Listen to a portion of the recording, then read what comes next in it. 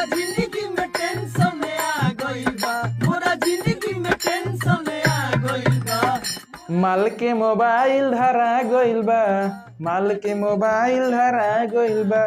हम लोग social media पर कब और का कैसे वायरल हो जाए कुछ नहीं है कहल जा सकत। ऐसे कि रउआ देखो तनी आज के डेट में हई गाना जो रउआ निश्चय देख सुन रहल बानी बहुत वायरल होता तेजी से, और एकरा के खेसारी लाल भाई एकरा पूरा तरीका से वायरल कर देले बनन। ई का माजरा बा हम रउआ सब लोग के बताओ तनी। पहिले रउआ लोग ई खेसारी लाल के नया गाना जो आइल बाटे एकरा के सुनी लोगिन।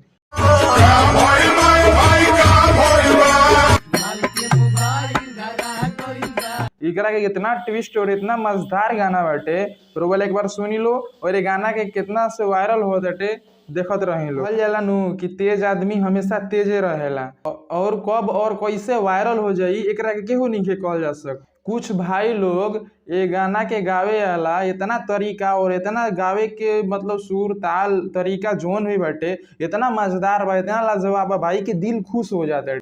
देखो भाई लोग अगर बात कही जाए तो अन्नपूर्णा फिल्म के और मालिक अखिलेश बाबा के फनी गाना लिखले के मामले में भी तो बहुत लोग पहले से भी जानते थे कि कितना वो बढ़िया फनी गाना और बेहतरीन गाना लिखेनी।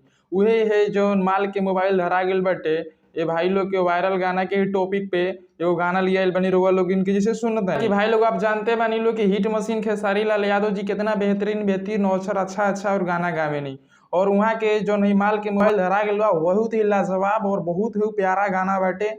और रउआ लोग के मालूम है कि कुछ साल पहले एगो गाना लिया रहनी जौना के बोल रहल ठीक है, वो गाना बहुत ही बढ़िया और बहुत ही सुंदर बहुत लाजवाब गाना रहल और भोजपुरी के बहुत बड़ गाना भई रहल। और जिससे कि देखो तनी वायरल गाना के भी ई जौन गाना बाटे माल के मोबाइल धरा गिल बा ई गाना भी बहुत प्यारा और बढ़िया बाटे। और वो जे नहीं सुन ले जाई ये गाना के लिंक डिस्क्रिप्शन में बाटे सुनी और बढ़िया से प्यार दुलार दी। गाना सुन के तो बहुत मजा आयल हमके और दिल खुश हो गई यार, एक ही गाना के बार बार सुने के मन करता है ऐसा गाना ही बाटे। और वो जाई लो सुनी लो और गाना के कमेंट में बताई लो गाना कैसा लागल हटे।